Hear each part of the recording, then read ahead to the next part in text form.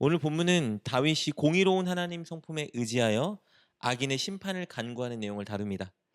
다윗은 특히 권력을 가진 통치자와 지도자들을 향한 하나님의 심판을 간구하고 있는데요. 그 이유는 그들이 공의와 정의를 저버리고 악한 일에 앞장서고 있었기 때문입니다. 하나님께서 누군가를 사회의 통치자나 어떤 기관의 리더로 세워주실 때에는요, 분명한 이유가 있습니다. 그것은 정의와 공의를 행하여 사회의 질서를 바로잡고 긍휼과 자비를 베풀어 약한 자들을 위로하고 보호하게 하기 위함입니다. 즉, 눈에 보이지 않는 하나님을 대신하여 하나님의 대리 통치자로서 지도자로 선택하신 거예요. 그래서 지도자는 기관이든 사회든 나라를 하나님의 성품으로 잘 다스려야 하는 겁니다. 그런데 다윗이 시편 58편을 기록하는 이 당시에 이스라엘 지도자들은 하나님의 성품과 반대되는 모습으로 악을 행하고 있었습니다.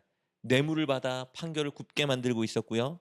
약한 자들을 오히려 압제하고 있었습니다.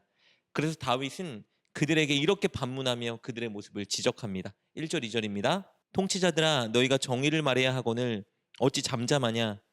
인자들아 너희가 올바르게 판결해야 하거늘 어찌 잠잠하냐. 아직도 너희가 중심에 악을 행하며 땅에서 너희 손으로 폭력을 달아주는도다. 1절에서는요, 공의와 정의를 시행해야 하는 통치자들이 그렇지 않자 왜 당연히 해야 될 일을 하지 않냐고 반문하고 있습니다. 그리고 2절에서는 그들의 악한 행실을 꼬집어 지적하고 있죠. 마음에는 악이 가득하고 손으로 그 악을 행하며 약한 자들에게 폭력을 가하고 있는 그들의 모습을 지적하고 있습니다. 그리고 이어서 다윗은 그런 악한 지도자들을 귀머거리 독사로 비유합니다. 4절 5절입니다.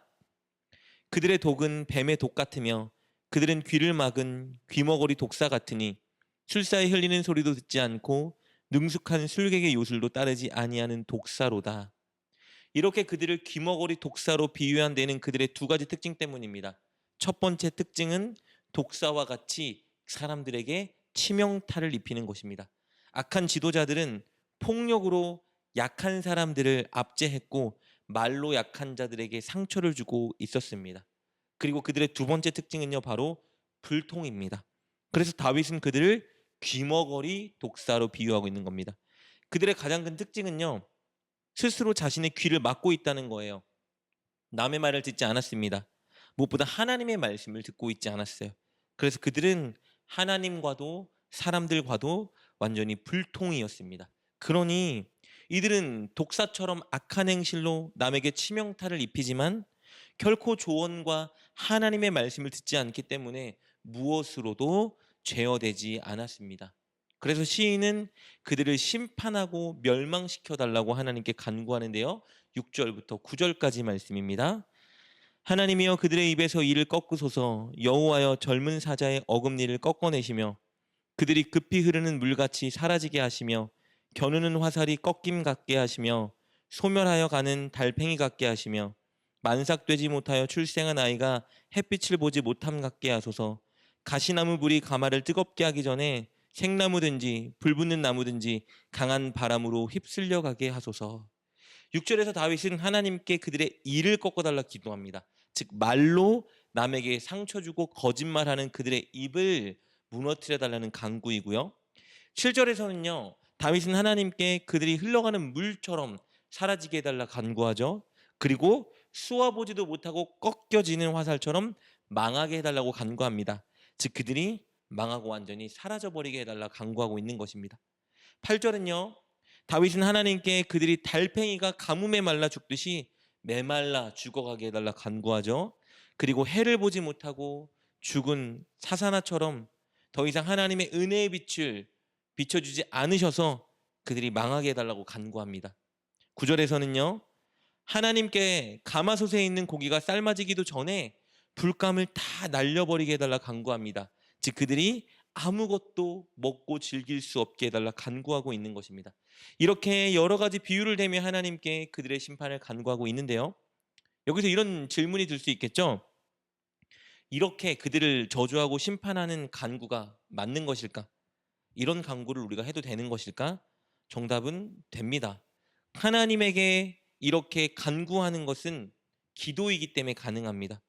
우리가 사람에게 이렇게 비방하거나 사람끼리 모여 누군가를 정죄하는 것은 죄일 수 있지만 이 모든 감정과 문제를 하나님께 털어놓을 때에는요, 이것이 기도가 되는 것입니다.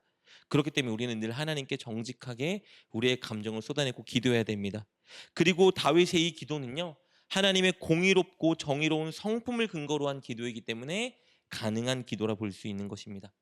다윗은 이렇게 하나님께서 그들을 심판해 주신다면 그들에게 압제당하고 있는 의인들이 기뻐하게 될 것이며, 그리고 공의와 정의로 판결하는 하나님을 모두가 알게 될 것이고 그들이 찬양할 것이라 선언합니다. 10절 11절입니다. 의인이 악인의 보복당함을 보고 기뻐하며 그의 발을 악인의 피에 씻으리로다. 그때에 사람의 말이 진실로 의인에게 갚음이 있고 진실로 땅에서 심판하시는 하나님이 계시다 하리로다. 오늘 본문은 우리에게 매우 중요한 교훈을 가르쳐 줍니다. 이 땅에 있는 모든 지도자들과 리더들은 사명을 가지고 있다는 것이에요. 그것은 하나님의 대리 통치자로서 정의와 공의를 행하고 그리고 자비와 긍휼을 베푸는 것입니다. 그렇다면 우리는 이 나라가 잘 되길 원한다면, 우리 사회가 행복하길 원한다면 늘 지도자를 위해 기도해야 합니다. 그들이 정의와 공의를 행하고 긍휼과 자비를 베푸는 하나님의 사람이 되게 해달라고 우리는 늘 그들을 위해 기도해야 됩니다. 그리고 그런 사람이 지도자와 리더가 되게 해달라 기도해야 되겠죠. 여러분, 예를 들면 선거할 때요, 내가 좋아하는 당인지 싫어하는 당인지가 중요한 게 아니라 내게 이익을 주는 공약인지 내게 해를 주는 공약인지가 중요한 것이 아니라 오직 누가 하나님의 성품과 말씀에 따라 노력하는가, 그 기준을 보고 우리는 사람을 선택해야 합니다. 늘 그 기준을 행하는 지도자와 리더가 세워지게 해달라 간구해야 하는 것입니다. 그것을 위해서 마지막으로요, 무엇보다 저와 여러분이 그렇게 정의롭고 공의롭고 자비롭게 살아야 됩니다. 그래야 그 기준으로 사람을 선택하고 그를 위해 하나님께 기도할 수 있기 때문입니다. 늘 정의와 공의를 행하며 자비를 베푸는 것이 오늘 하루 우리 인생에서 가장 중요한 일임을 잊지 마시고 그렇게 행동하시고, 그리고 하나님의 성품을 닮은 지도자를 세워달라 기도하는 저와 여러분 되시길 주님의 이름으로 축복합니다. 기도하겠습니다. 하나님, 우리가 늘 공의와 정의를 행하며 긍휼과 자비를 베푸는 삶을 살게 하여 주옵소서. 그리고 그 기준으로 지도자들을 선출하게 하시고 또 공의와 정의를 행하며 긍휼과 자비를 베푸는 지도자를 위해 기도하게 하옵소서. 그리하여 이 땅에 늘 하나님의 성품인 공의, 자비, 긍휼이 넘쳐나게 하옵소서. 예수님의 이름으로 기도드립니다. 아멘. 오늘 말씀을 통해 깨닫고 결단한 것은 무엇입니까? 그것을 붙들고 하나님께 기도합시다. 그리고 그렇게 실천하며 하루를 살아가는 여러분 되시길 주님의 이름으로 축복합니다.